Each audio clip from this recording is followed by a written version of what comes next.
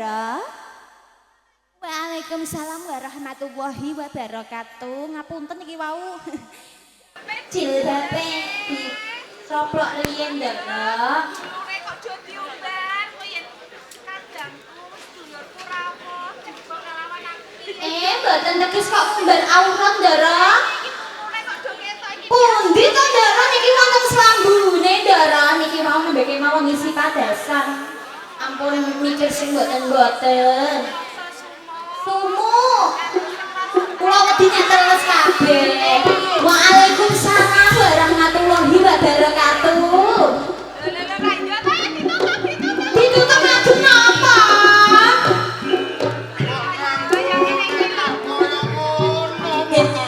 Saiki sing model tunik iku ora nggawa wedok tok, Nduk. Wong lanang ya duwe model tunik. Jenengan kan tak seneni. Ana piye? Iki tunik yang monggo iki. Jenenge jubah iku tok ngisor nutupi mata kaki. Iki jenenge jubah sing wis ditelek. Ditelek. Ya lha kok nak lengkene terus kena telek ya malah diopo. Nggih, nggih. Mengke najis nggih. Iya. Najis. Najis. Najis saestu. Najis.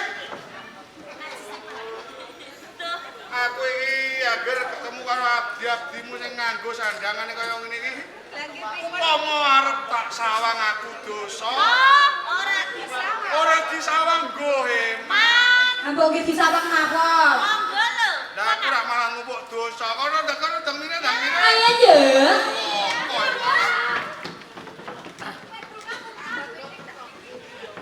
Ini ya nduk Murtosiat. Apa to sebabe kok nganti aku iki mrepeki marang jeneng sira? Aku bakal weneh kabar karo sliramu. Lamun to dina iki aku nampa murid anyar. Sinten menika? Jengene Raden Kasam. Ucap saka Palembang. Nah, sakkenane kuwi putrane Sinuwun Prabu Brawijaya. Nah, saka karepku pancen niatku aku kepengin njodhokake jeneng sira karo Raden Kasan kuwi mau. Piye judhukake dumateng Iya, apa sebabe kok nganti adeng atiku kepengin njodhokake jeneng sira karo Raden Kasan. Besok lamun to Raden Kasan iki kelakon dadi ratu-ratuning ratu ning tanah Jawa. Iki gampang, nggonku bakal siar agama Islam ning tanah Jawa. Kira-kira kowe gelem apa ora? Mugi-mugi mawon saged nyocoki dhateng badan. Bocahe bagus. Estu bagus. Iya, mula kanthi kuwi pancen iki mau tak sengaja Raden Kasan iki tak kon mlebu ning taman. Aku yakin lamun tok ing mengkone Raden Kasan iki ngerti marang pasuryanmu sing ayu mesti dheweke kepencut.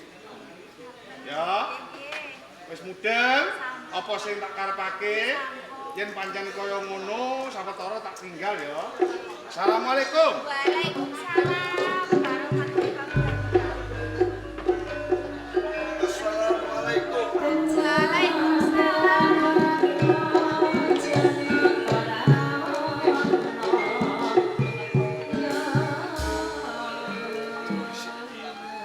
Bocah wadon kaijinan mapan nang taman sari. Aku pengen takut. Ana ngendi Kanjeng Sunan Bonang? Saderengipun kula atur pawangsulan, panjenengan menika sinten lan saking pundi? Ya, timbano aku. Aku keng aran Raden Kasan. Raden Kasan. Pancen bener saka Palembang. Bali takon, saka kadadiaran kene Serawungke kula Murtosia. Murtosia. Kadangipun Kamah Sunan Bonang. Kadange Kanjeng Sunan Bonang. Ayu. Matur suwun. Banjur ora ngendi Kanjeng Sunan Bonang. Menawi Kang Mas Sunan Bonang sakmenika nembe netepi kewajiban. Kula katuran lenggah. Iya. Sak tenane ngono pancen ana wigati mung aku ngupadi Kanjeng Sunan Bonang. Nanging ewon dina ning Taman Sari iki wis ora ana, sawetara aku njaluk pamit. Kok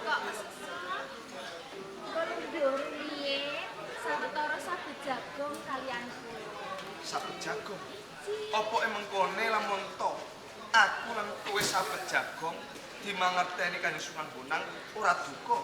Nggih mboten. Ora. Mboten. Sansaya gawe bungah atiku. Mergo apa?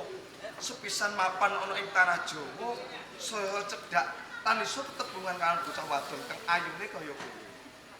Kula nggih rumaos gumun Mun wonten Kaneman Kakung kok baguse kados panjenengan. Beja-bejane wanita nggih menawi kelampahan dhaup dados garwa panjenengan. iya. Atiku isih sepi bab perkara wanita, nanging aku mung pengen mangerteni. Bojomu Bojo, Raden Kasar, ing mriki kula menika tasih kenya derek kagungan garwa. isih kaijine. Iji, Yen kaya ngono ora bedane aku. Aku uga durung duweni sisian. Mutosia, iji, ora tak tutupi meneh. Lagi sepisan ketemu lan tetepungan lawan kowe, atiku kok deg-degan. kok saged ngaten Raden? Iya wae. Bareng kowe ngandhakake isih legan, isih kenya, kadudut sakjroning atiku. Apa Murtosiah gelem tak pek bojo? Badhe mundhut bojo dumateng kula. Heeh. Nanging pinanggih menika nembe sepisan. Menapa mboten badhe getah? Ya mergo saka kuwi lagi sepisan ketemu wae bisa tuh rasa tresna. Saya-saya saben dina iso lelati, mesti wae sansaya ngrembaka tresna kuwi mau. Raden Kasar, bombong raos batin kula nggih mboten badhe kula selaki. Nadyan ketemu nembe sepisan, kula ugi gadhahi raos tresna dhateng panjenengan.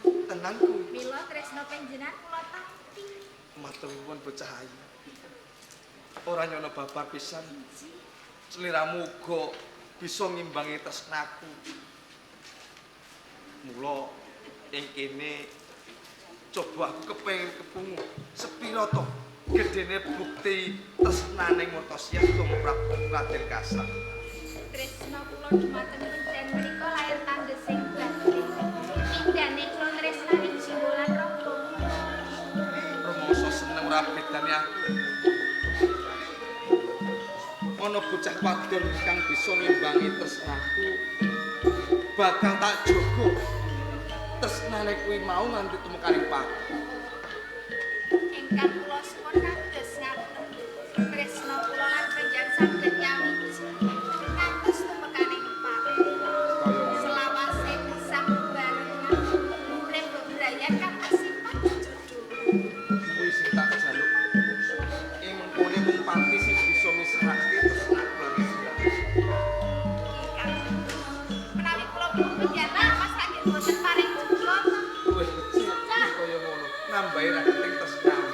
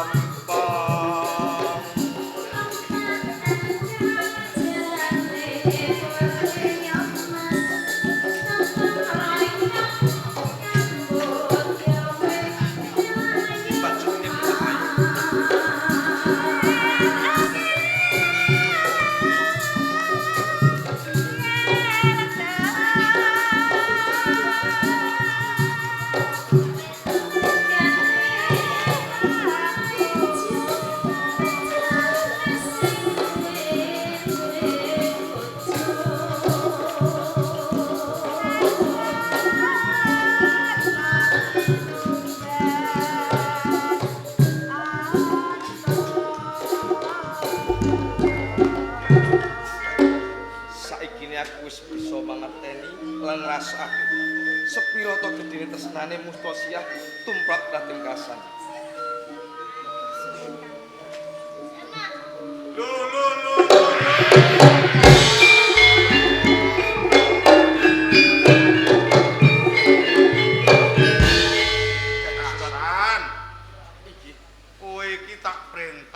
Supaya tumuju ning Taman Sari saka karepku kowe iki tak kon ngaji karo adikku Murtosiah. Lho kok malah bareng aku teko ning papan kene kok malah do rangkul-rangkulan iki jane kepiye to Kadosan Bunang. Nggih, mboten kula tuju malih ngantos kula saged lan ngarasi dumateng Murtosiah pun pancen kula nggadahi rasa tresna. Kowe tresna karo Murtosiah. Nggih. Lah kowe piye, Nduk? Semanten ugi kula Kang Mas. Kula uga tresna kaliyan Raden Kasan. Ngono. Ya, yen pancen kaya ngono wong tuwa kari jumuruk apa sing dadi karepe wong nom. Panjenengan malih tak palilahi. Nanging aja saiki. Mergo apa? Kowe iki rak isih duweni karep ancasmu kepengin tumuju ana ing kraton Majapahit Ngaraspada ana ngersane Sinuwun Prabu Brawijaya. Lah nek nganti klendran terus kepiye? Ngono. mila kanthi menika Kadosan Bunang sawetawis kula badhe nilaraken ngambil dina kula badhe tumuju wonten ing Majapahit. Ya, yen pancen kaya ngono mengko aku sing bakal nderekke marang jeneng sira. Ning sadurunge kono jaluk pamit karo calon garwamu nak ngono. Mboten dados menapa. Ora apa-apa wong tuwa tak mara rene. Tak madhep rene. Mergo isih ana jejibahan kang durung tak rampungake, mula sawetara aku njaluk pamit iki Cah.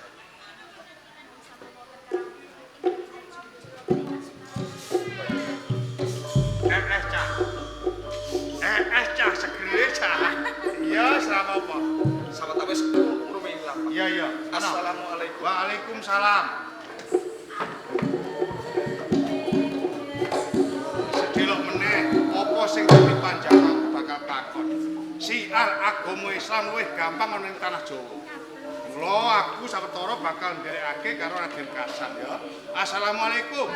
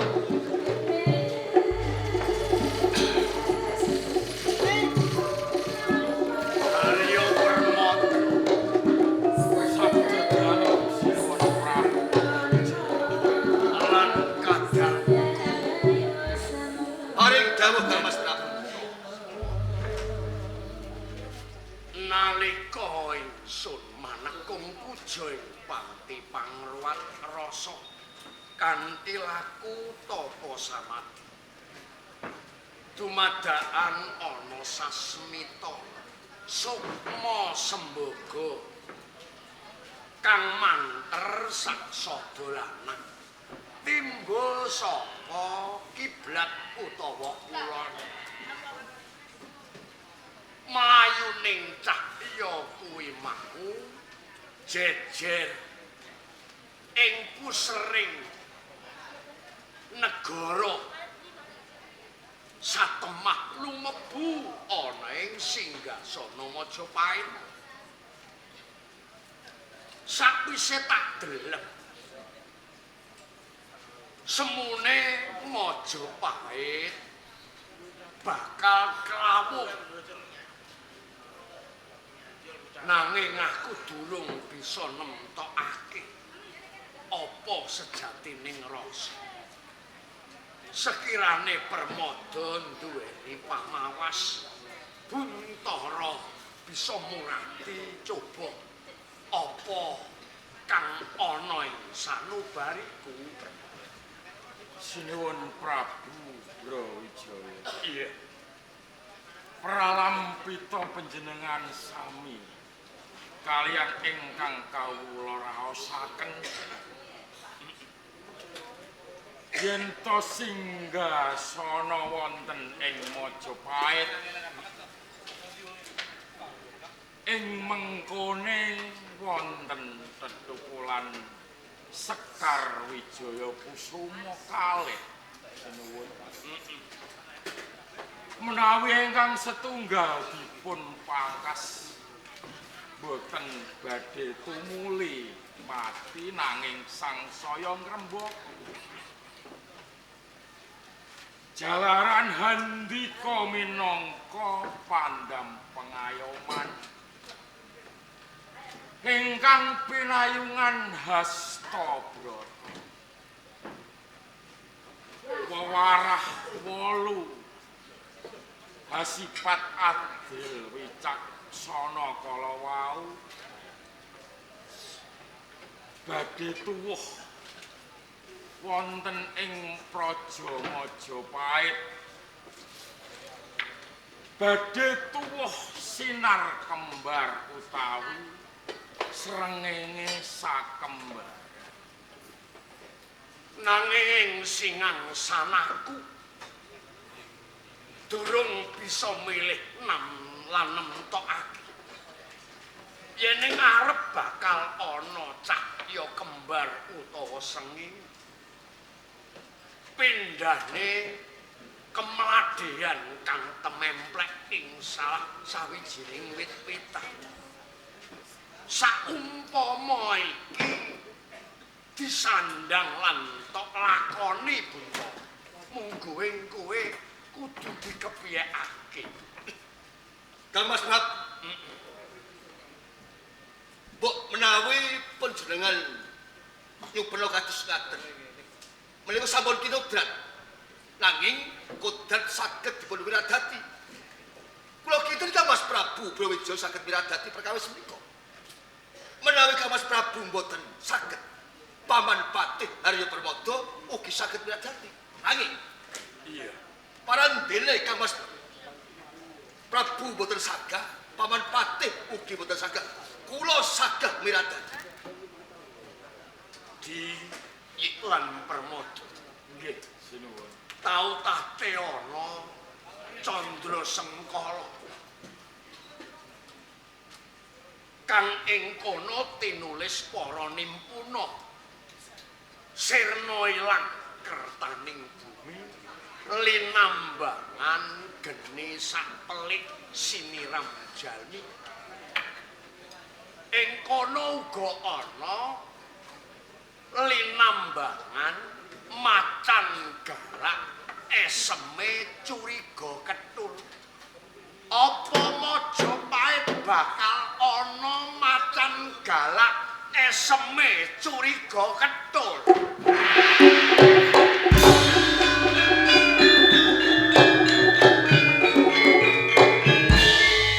Amin, kula ingkang suwun. Sapa?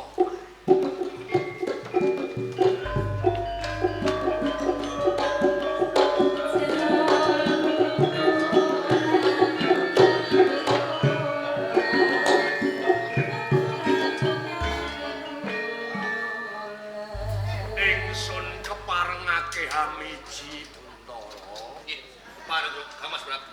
Iya. Gus, jeneng aku tambuh marang kowe ora. Nyatane pancen aku rawano. Sugih kendel bondowane munggah ana ing Pandhawa Majapahit. Saka ngendi papanmu lan sapa jenengmu? Apa ancasmu munggah ana ing Pandhawa Majapahit? Mugia Sudya Mestani. Kula pun Raden Husain.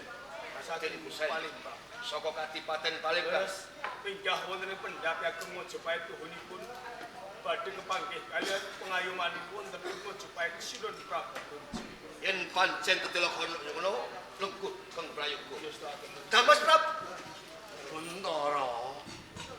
nim-niman menika naminipun Raden saking Kadipaten Palembang ancasipun minggah wonten ing pendhape Majapahit badhe ambal wancana kaliyan Kang Mas Prabu. Ingsun hanelingake. Coba maju.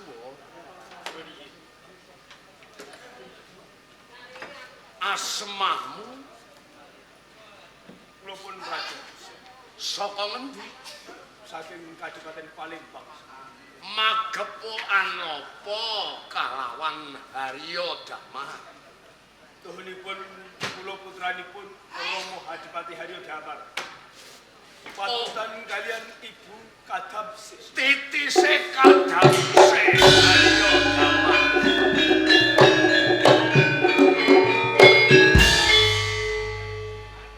Anak Kadamsih Harya Damar Leres munggah ing tratah Rambat Majapahit ana. kula badhe ngaraspada wonten ngersa dalem Sinuhun Prabu Brojo. Kena ngapa laras padha? Jalaran kula kautus kalian Kanjeng Rama supados sowani wonten ing panjenengan Sinuhun Prabu. Yen ngono pambarepe Harya Damar Kadamsih kowe Kula niki iki titisku Harya Damar. Nuwun Prabu Brawijaya. Rikala panjenengan rumiyin nrimakaken kusumaning Ayu Kadamsih ingkang supados dipun boyong wonten ing Palembang menika sampun ndar. Mbok menawi menika titisnan dalem Sinuwun Prabu Brawijaya. Usen kau niki bala kebak utanging Rama marang sira. Merga ora tau tate weneh sembulih lan kamardikaning urip. Praptamu ana ing Majapahit sepisan laras padha kaping pindho apa sira butuh kamukten. tuhunipun boten sisip menapa ingkang dados weca pangandikanan dalem. Jalaran saksampunipun kula ngertos tuhunipun kula menika titisipun Rama Prabu Brawijaya. Kula kepengin sanget mugi pikantuk palipirma saking nandalen Sinuhun Prabu. Sipating bapak utawa rama bakal angrengkuh Sudarma kang saka kuwi. Ing sangat iki merga saka kawicaksananing sun sira sun paringi bumi teru.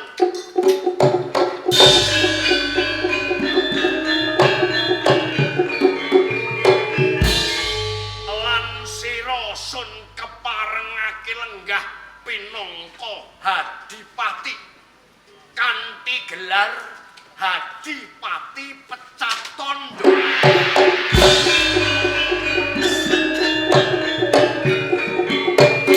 Matur sembah suwun Rama Prabu Brawijaya. Ewan dene ageng tresna panjenengan dhateng kula sak temah. Kula kapiji dados Hadipati wonten ing Kadipaten Teruh. Kanthi jemat asma Hadipati Pecat Tondo. Iya, kanthi pirang bergodo prajurit Majapahit kanggo hanjejeri pinangka palang gegayuhanmu ning Teruh. Kambrang lan wijam anggen kula nampi saben andal. Nanging Rama Prabu Brawijaya. Iya, Wonten ing ngersa dalem kula badhe sumpah prasetya. prasetyamu Sinegsanan bumi langit wonten ing kraton Majapahit. Menawi manggenipun Majapahit kapencuk dewa. Kula mboten badhe cekak mbondo astu. Kula badhe tantut Taliwondra nentremaken praja Majapahit Rama Prabu. kok labuhi kanthi nyawamu Ngantos pencate nyawa kula Rama. namun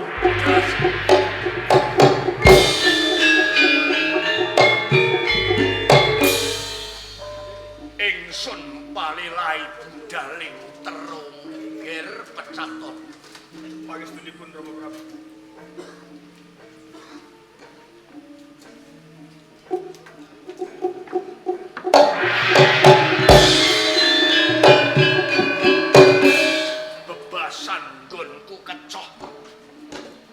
durung garing ing Bantala utawa ing Bantala apa iki mau cahya sak sadolanan kang manter saka kiblat. Amit sumekan suwak. Sapa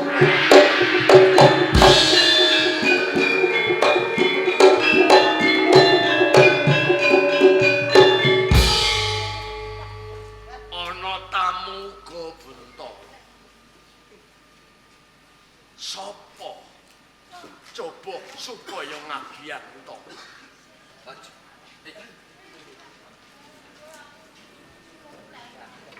Munggah ing tratak rambat Majapahit. Sira sapa? Sangkan saka ngendi? Darbe karep apa? Kula Raden Kasan saking Palembang. Titisipun Ibu Katamsih minggah wonten negari Majapahit pengen ngares padha mateng Sinuwun Prabu Brawijaya. Kasan Titis Kadamsih.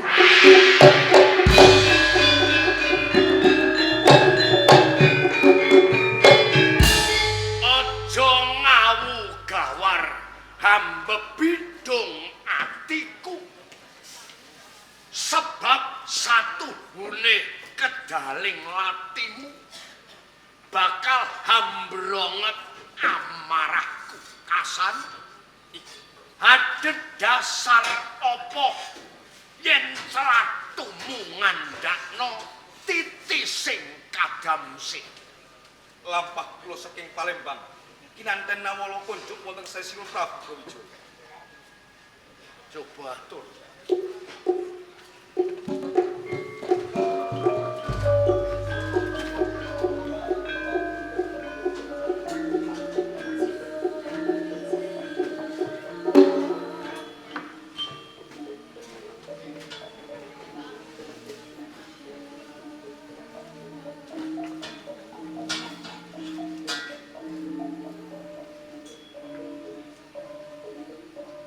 Delancang kekancingan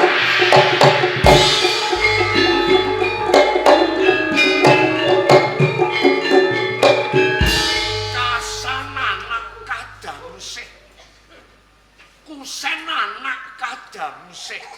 Terus aku kudu piye Permada?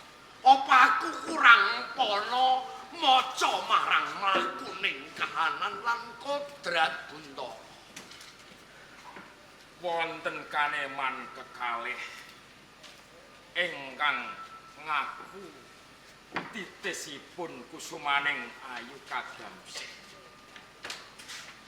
Raden Kasan kinandheng serat kekancingan saking kusumaning Ayu Kadamsih.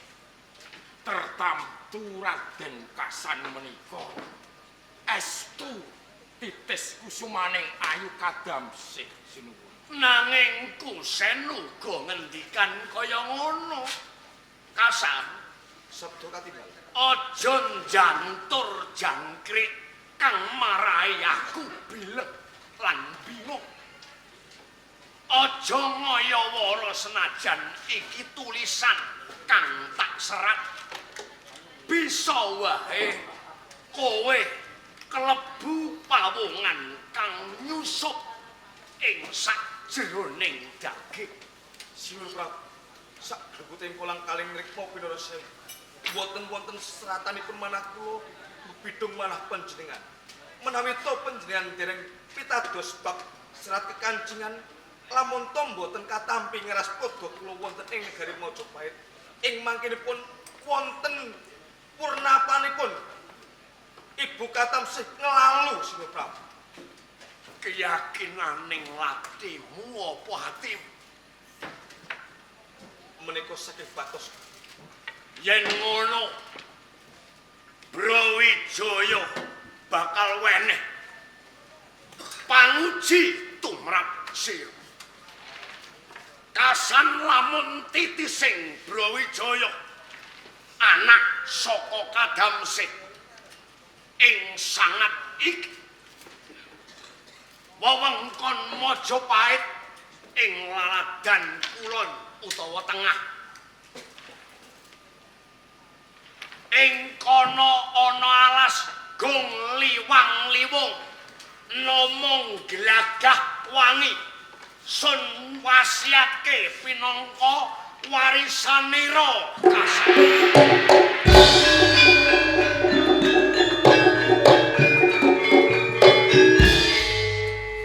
kaping pindho babaten lan singkirna akeh para lelembut kang resaya ing glagah wangi lamun bisa siji ateges bekti loro ateges mersut telu yasanen padukuan kanggo urip mulan krandang cilik nanging gedhe lamun sira yasa Kutaraja hanjejeri marang ingsun ing kono tak wastani kasan merong kampuh gajah gelar bondan tanpa ratu tak sebratake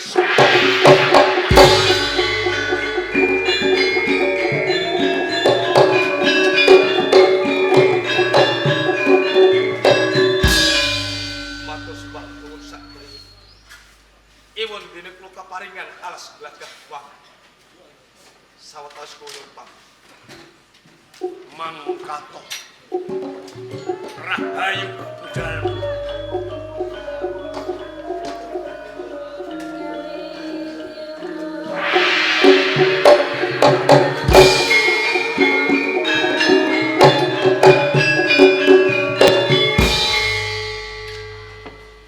Buntara Kang Mas Prabu Brawijaya. Sinra kinarya mataning tombak tumrap Brawijaya pelapatono mangkating kasan siji lamun dheweke ngabekti loro kalamun dheweke makarti tampanen pinangka keluarga Majapahit nanging telu yen dheweke kepengin jejeri purnakno saka ing glagah pamit.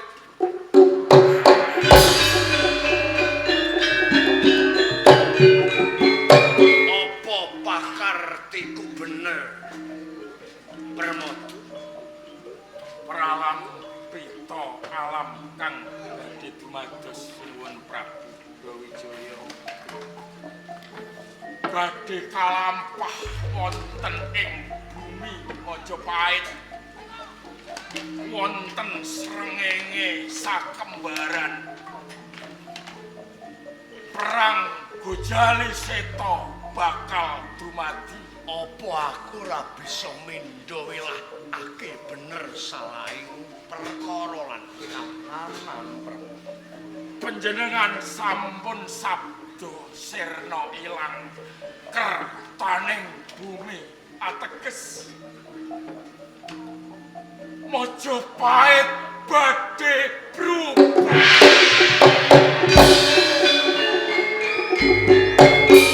tak tinggal pendopo Majapahit derekno aku munggah ing sendang Trowulan aku kepengin ngabekti lan resik raga sarta jiwaku Permata Harya Permata namung saged ndederek nandalem sinuwun mangestung para pujarayu derek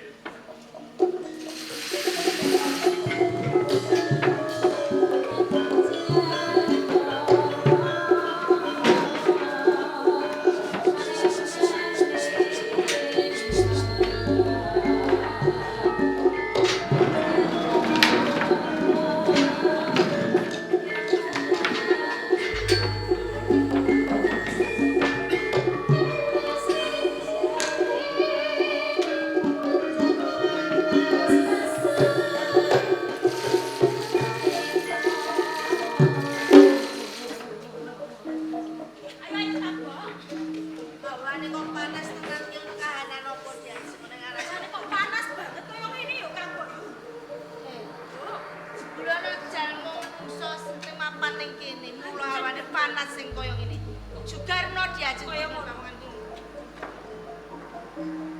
Ya kowe menungso. Juga ra kok ngomong semen.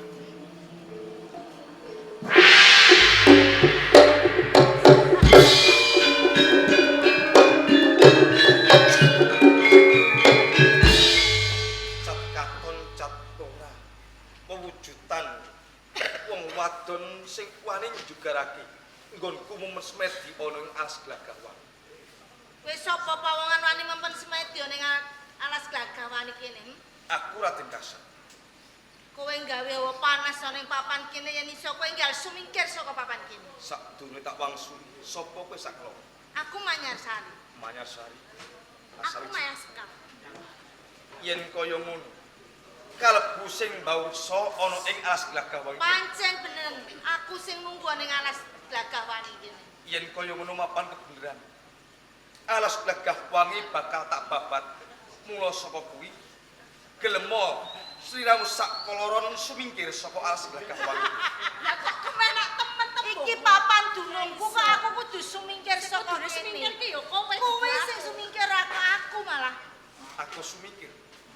Wewengkon ana ing alas glagah wangi kuwi kalebu ana ing Majapahit. Kamangka alas glagah wangi wis dipasrahke kelawan aku. Mbah budidayaku aku bakal budidaya babat ananing alas glagah wangi. Dadi sapa wae kang mapan ana ing alas glagah wangi kudu sumingkir. Yen ngono kowe ora kena ndak elingake ya. Ora apa-apa yen kowe pengen babat alas glagah wangi kene. Nanging kabeh kuwi mau ana ijole. Banjur apa ijo? Ijole aku lan adikku kudu dadi bojomu. Bener. Aku kudu dadi bojomu. Dadi bojo. Aku salah sawijining manungsa lumrah. Kuwe sak kloron titah Budisrani. Apa yo tinane manungsa kok sandingan karo Budisrani?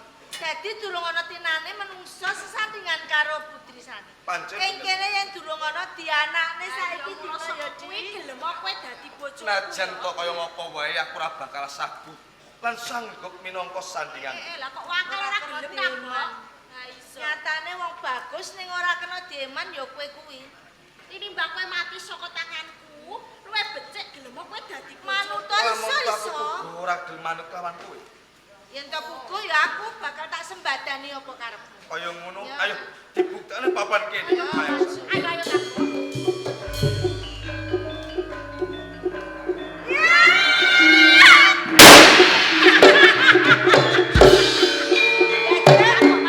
Ayo aja kesane ya ayo.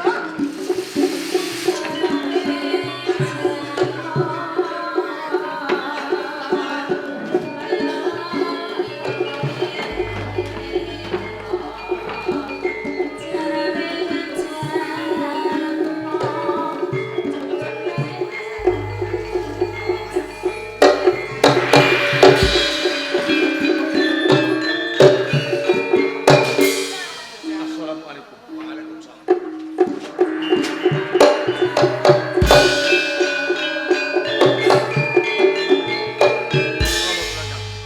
Raden Kasan. Mbok menawi anggen kula babat wonten alas glagah wangi menika sabar. Kok bisa sliramu kandha kaya ngono? Awit wonten titah Budisrani ingkang ganggu dumateng kula. Kula mboten kuwawi nyingkiraken ananing titah Budisrani kala wae. Pancen alas glagah wangi kuwi alas kang gawat kaliwat-liwat bebasan jalma mara, jalma mati. Iki Nanging kabeh mau wis entuk dawuh saka kersa dalem. Eyang Prabu Brawijaya kudune kowe babat. nanging kangge bondo kekiatan menapa kula tandingan kalian titah Budisrani kala wae. Lah sliramu iki menungso kok. Menungso lan jin. Iki padha-padha titahe Gusti Allah Subhanahu wa taala. Wa ma khalaqtul jinna wal insa illa liya'budun. Allah ki nyipta jin lan menungso. Mung kabeh supaya manembah utawa bekti marang ngarsa dalem. Saiki ya carane supaya jim-jim mau orang ganggu gawe lehmu padha babat. Lajeng margi kados pundi Prabu Sunan Kalijaga? Lah Lah iki mau apa wis ketemu karo Jim-Jim ning alas Gagawangi? Sampun, saya tandingan kula mboten kuwawi. Menika tasih bujung kalian Carane ya ora kudu kaya ngono. lajeng. Yen pancen isin bujung kene, yang buriku Kados Kang.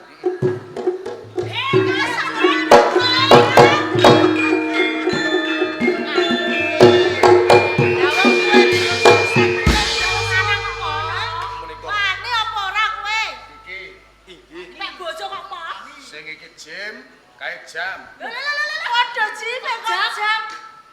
Anak padha jime kudu padha cilike, nak cilik iki Jim, nak gedhe iki jam. Lah mulane iku ana Jim kudu ana jam. Lah kok iki do ngopo? Kok ngoyak-oyak karo Kasan?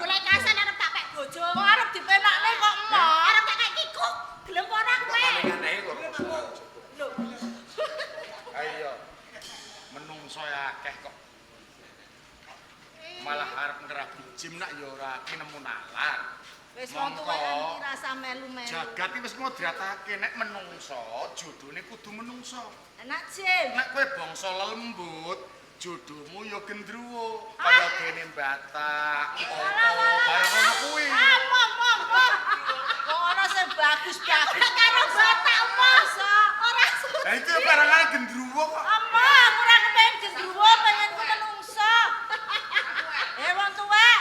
Ana Kowe apa? wis tuwek ae sampun aku kuburan. Apa punya Samuel? Aku pengen dadi bojone Kasan. Wis tok Kasan mari ya. Ora sudi. Kowe nek kena tak tuturi bakal slamet, nanging yen ora kena tak tuturi, mengko aku mentolo karo kowe. Lho aku wis seneng karo Kasan, ora iso dipepalangi aku. Ora gelem. Ora iso. Wis aja salahke aku ya. Iki sapa wae? Allahu Akbar.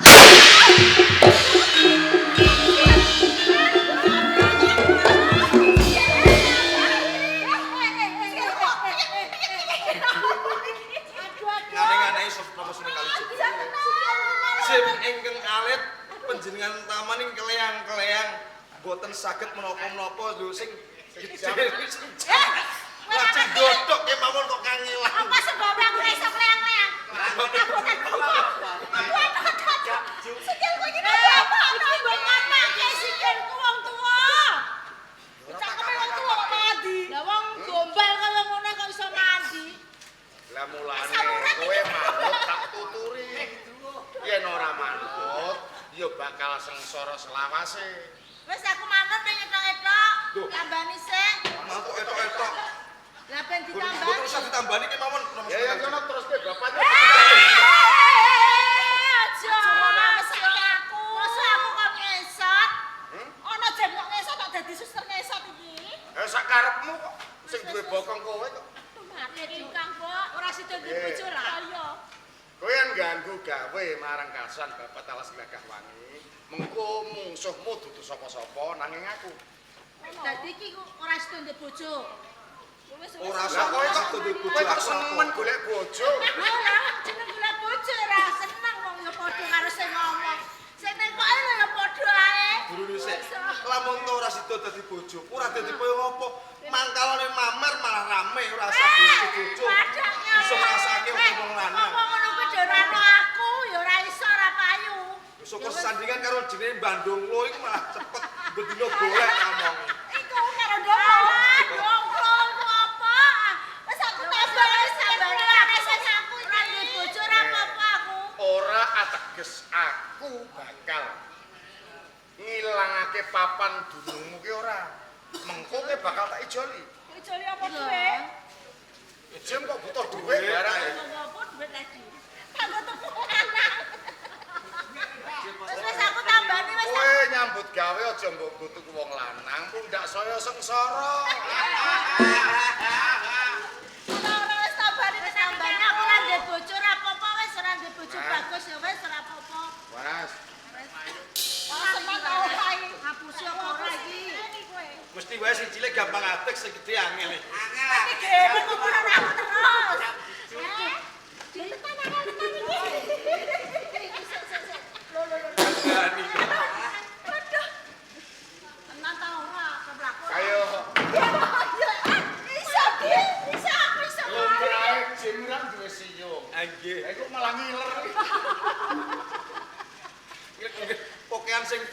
Merayang Sekar, Merayang Sari. Piye? Nadyan kowe ora manggon ning alas Glagah Wangi. Kowe mapano ana ing alas Roban Seluman dadi ratune bangsa lelembut ning kono. Oh, kaya ngono ya. Ing kene aku matur nuwun karo kowe dene kowe wis nambani karo aku lan kowe wis ngkei papan dunung karo aku. Yen to Kasang butuhake sabiyantuku sak wayah-wayah aku bakal sago sabiyantu karo Kasang. Kaya ngono, ya. Ya, Di. Kono. Ayo. Wis Hati-hati. matur nuwun. Matur sembah nuwun Rama Sunan Kalijaga. Ewon dina panjenengan sampun sabiyantu kula nyingkiraken para jin kara wau. Mula kanthi kuwi mumpung wis ora ana pepalang, Iki gawe bocah-bocah jaan sengkut supaya gelis rampung ngene kados Bapak. ngatur nuwun adab. Assalamualaikum. Waalaikumsalam.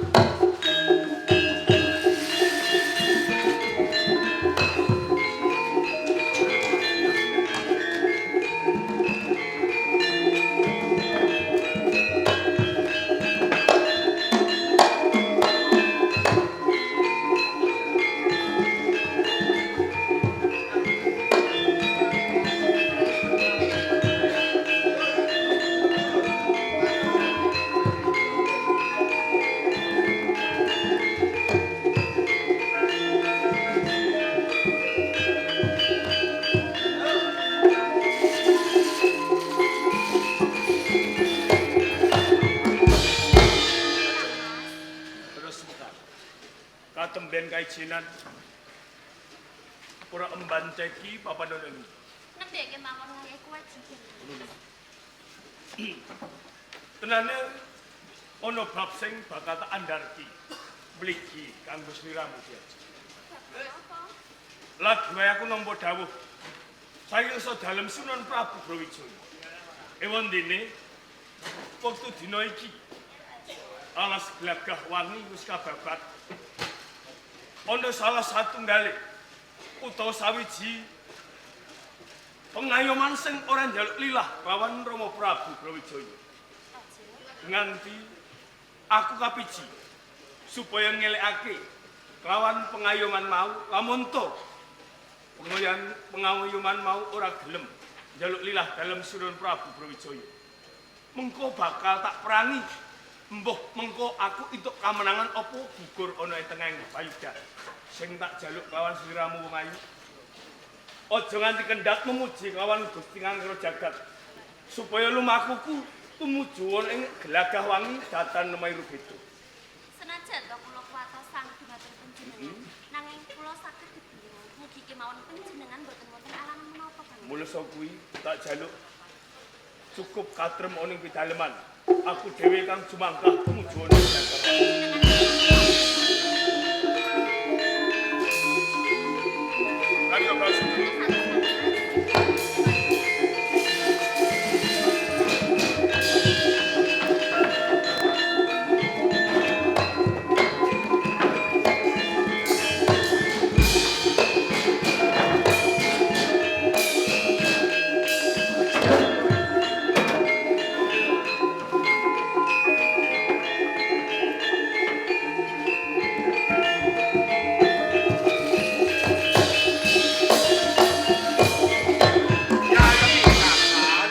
Niki kula Kakang Sunan. Rening dina iki alas Glagah Wangi wis kababat, malah Kaporo saiki dadi kutha boro sing gedhe.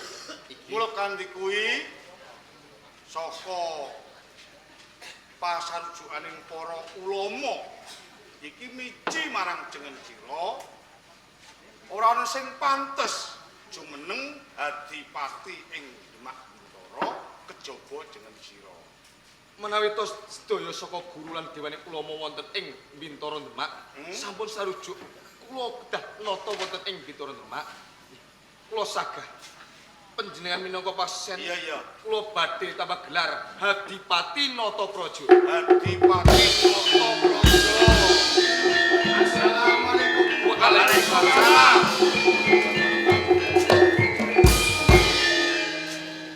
Rama Sunan Kalijaga. Kas Ngaturi kasugihan wonten ing Bintara Demak. entuk pamujimu ora nemu alang sawiji. Wong gawe kaget ing sajroning ati nalika aku arep tumuju ning Kadipaten Bintara. Aku keprungu bendhe katabuh ambal kaping 3 kaya ana tandha-tandha jumenengan. Jumenengan apa? Menika mboten lepat. Wonten ing Bintara menika wonten jumenengan. Mboten sanes kula jumeneng nata wonten ing Bintara. Katelah Hadipati Natapraja Rama Sunekan. Jumeneng Hadipati ana ing Bintara. Leres. Pancen kabeh mau bener malah kaporo aku dhewe sing durungake keng supaya Raden Kasan jumeneng Hadipati ning Demak Bintara. Ngaten nggih. Boten menapa-menapa. Ya, Nanging menapa sampun nyuwun palilah dumateng ngersanipun Eyang Prabu Brawijaya awit menapa? iya iya. Bumi glagah wangi menika saking Syekh Palawirwa dalem. Kedahipun nyuwun palilah menawi badhe jumeneng Hadipati wonten ing Bintara. Tak kira wae bab perkara njaluk palilah iki kok wis ora ana gunane. Sebabipun menapa? Apa to sebabe? Pisan ya. Nggih. Nalika Raden Kasan iki ngaras padha nursane Sinuhun Prabu Brawijaya kamangka cetha lan gamblang lamun Raden Kasan iki titise Brawijaya ning ya gene peparing wae kok bumi alas glagah wangi sing gawat kliwat-liwat. Ya to? Iki cetha lamun Prabu Brawijaya iki wis ora kasdu karo Raden Kasan. Kaping pindhone wis beda karepe. Apa sebabe aku bisa kandha kaya ngono? Lamun to Raden Kasan jumeneng nata, jumeneng Hadipati ing Demak Bintara, iki rak mimpin kabeh para muslim. Agama Islam ning beda karo Brawijaya. Brawijaya iki pimpine agama Buddha. Nang nuwun sewu. Ya, Gelaripun kemawon Natapraja. Natapraja. Ateges nata kuwi mranata, praja niku negara. Kula kuwatir nek ing tanah Jawa niki wonten srengenge kembar. Niki sing bebayani. Pramila arep dikaya napa? Yen ngrumangsani Raden Kasan titise Prabu Brawijaya kudu gelem nyuwun palilah parandene ora kersa. Iya iya. Kula mboten badhe meksa nanging menawi wonten menapa-menapanipun ing benjang kula mboten nderek-nderek. Ngono. Ya it. Yen pancen ing mengkone ana apa-apane, kowe ora usah melu-melu, aku sing tanggung jawab sautuhe. Ngeten. Ha ngene, Pripun? mergo ora ketang piye wae iki dadi negara, aku kepengin yasa masjid kanggo papan panembahing para muslim. Nah, nak niki kula cocok. Cocok. Nggih. Nah, iki ngene. Kabeh para ulama iki wis kebagian jejiban. Lah kari kowe tak wenehi jejiban golek saka siji. Ngaten. Sinasa kula niki mboten tau negor kayu. Ning mergo niki kangge kemaslahataning umat, Iya, kula badhe nyagu. ngono. Keparan Ya. kula nyuwun pamit. Ya ya. Assalamualaikum. Waalaikumsalam. Wis ana tronton-tronton kepadang murid sakit.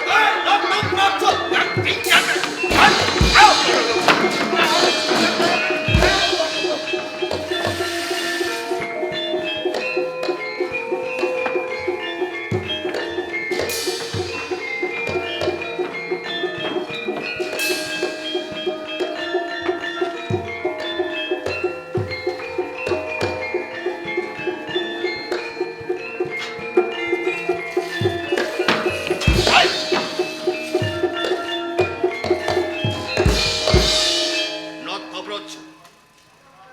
Sugih kendel padha wani.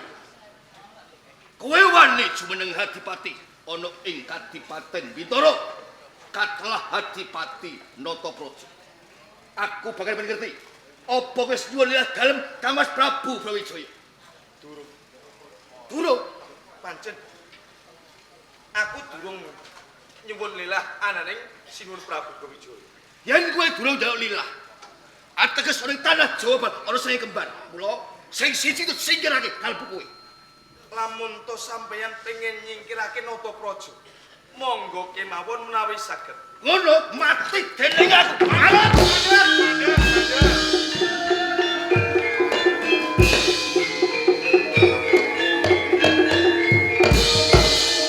Kanjeng Pangeran Bungkara badhe tumindak menapa? Arep mejahi kalian Adipati Natapraja. Badhe mejahi kalian Adipati Natapraja. Nggih. Raden Bungkara, kok upami panjenengan kelampah mejahi kalian Adipati Natapraja. Iki nempuh bebasan ketok-ketok lan gesan bungkul, suduk gunting tatu loro. Kok saged panjenengan ngendika kados ngaten? Wonten sambunganipun menapa? Apa sebabe aku bisa kandha kaya ngono? Sliramu rak durung ngerti sapa to sejatine Adipati Natapraja. Derek, Saktenane Adipati Natapraja iki kepulauan dhewe, ora ana liya Raden Kasan. Raden Kasan belum kula paman. Sak sampunipun panjenengan mangertos bilih Adipati Natapraja menika Raden Kasan, menapa sampun lega panjenengan?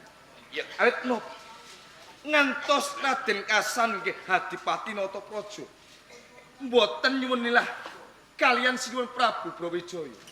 Panjenengan kedahi nalika wonten pendhapi Majapahit, Raden Kasan kaparingan alas glagah wangi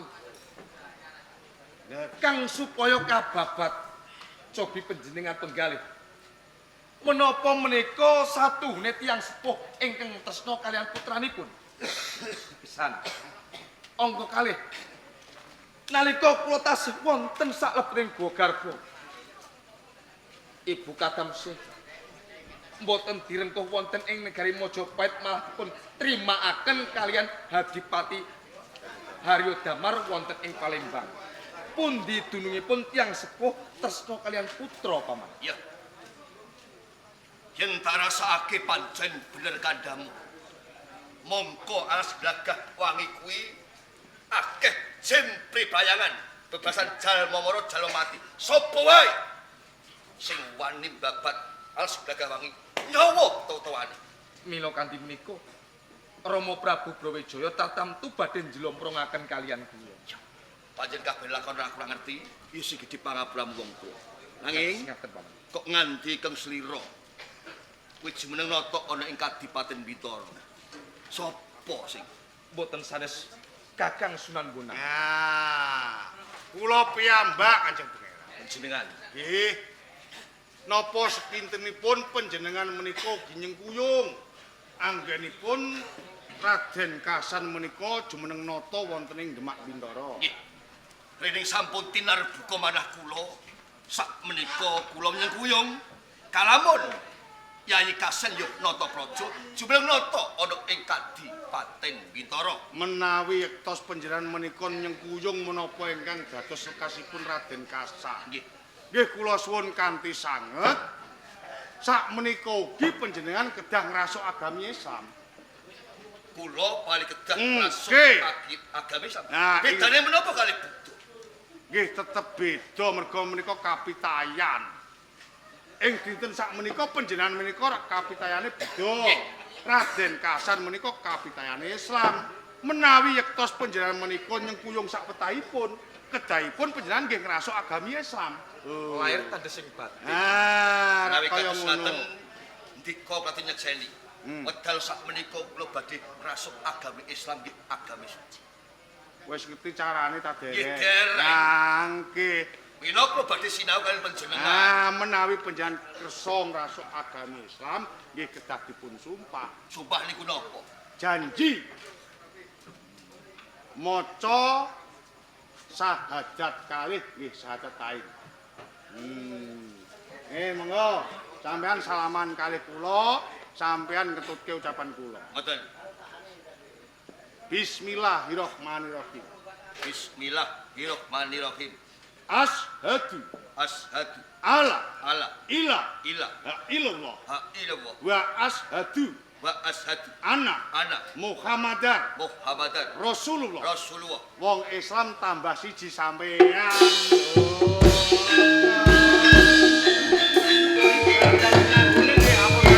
Ditaipun kados Wong Islam niku mboten kenging ngligo kados ngaten. Niki namine aurat lho. kula nggih Mboten kados saged dene keluar Yai Noto aurat. Praja. Nggih, Nggih. kados primpen lho. Oh, kados jenengan. Nggih. Reh niku sampun nyengkuyung dumateng Yayi Nata Praja. Kula badhe sumpah boten badhe wangsul wonten ing Majapahit. Lajeng? Nanging kula kapura badhe minggah wonten ing Parang Tumaritis kanthi gelar Panembahan Ismaya. Panembahan Ismaya. Anak menika kula sampun pitah saipun dumateng panjenengan. Nah, sakmenika panjenengan pamit. Monggo. Assalamualaikum. Waalaikumsalam. Wah, wis pinter dah. Assalamualaikum. Sing hati-hati ya, Ci. Namun derekaken. Rene wis ana panyekuyunge Pangeran Bendoro. Iki kekuatan tansaya tambah. Mula kanthi kuwi, ayo kari ngranti kira-kira sahid iso entuk saka apa ora? Kados-kados. Ayo tak Monggo. derek.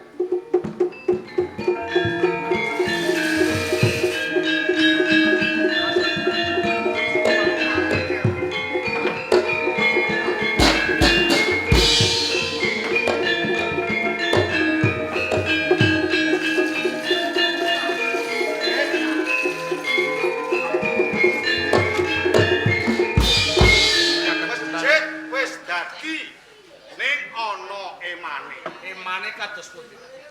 Saka sing nggonmu golek iki njomplang ora padha karo kancane. Mula mejite dadi godhong kaya ngene. Niki jane mboten perkara sakane. Lah terus perkara apane? Perkara sampean nek golek dina. Lho. Lah kok iso aku sing kleru? Nggih, Kudune mitung dina. tata carane wong Jawa. Aja meneh kok nggawe masjid sing sakmene gedene. Gawe gubuk niku digolekke dina. Dadi itungane ben ora tiba sempoyong. Lah kaya ngeten iki kudune guru ratu rogoh sempoyong, guru ratu rogoh sempoyong dadine Dadi doyong. doyong. Beda karo nek tiba guru. Lah anak tiba guru iku terus. Tiba guru niku mesti ngadeg jejeg, bakal agung, bakal kuncara. Arepa ning pucuk gunung Iya, iya. papane niku nggih digoleki. Mergo guru ya. Nggih. Heeh. Ning, lah terus iki kepiye wong mejite doyong kaya Ngaten ngene? mawon. Sampean ngrewang-rewangi saking ngandhap, kula tak munggah. Ngono ya. Atus-atus. Ayo bareng-bareng padha ndedonga ya. Nggih. Allahu Akbar. Allahu Akbar. Allahu Akbar.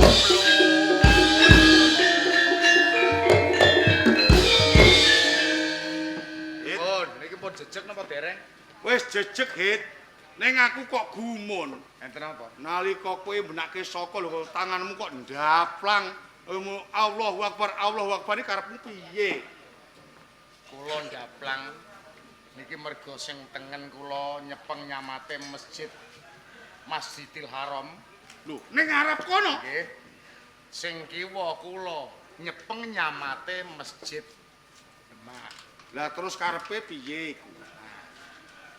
Karep kula muga ing benjang Iya. masjid niki kangge sungsungane sedaya para kadang ulama wonten ing Bintara. Dadi kaya ngono karepmu.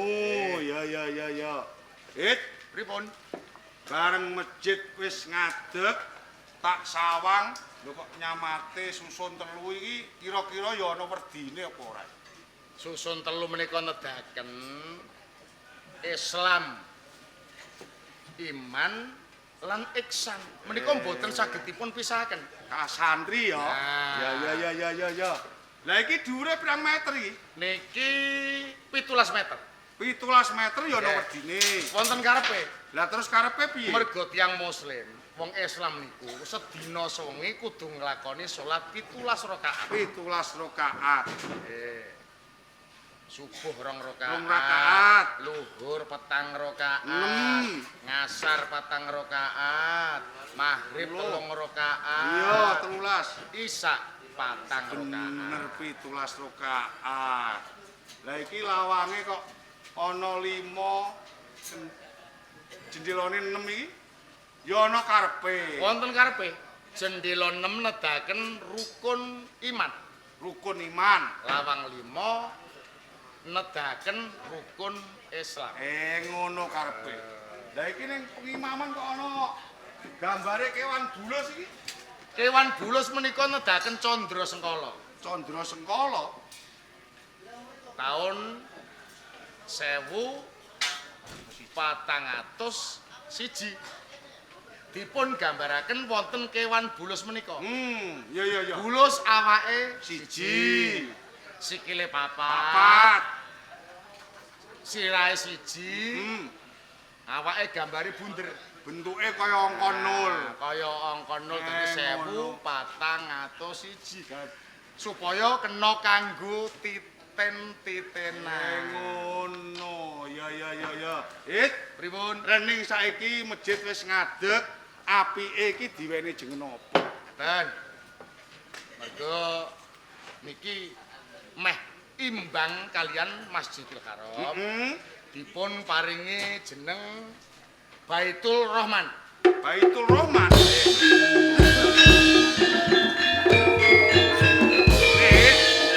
Kalau ora ketang piye wae aku yo melu kangelan. Nggih. Rening masjide iki gedhe to agung. Mula masjid iki kena diarani Masjid Agung Demak Bintoro.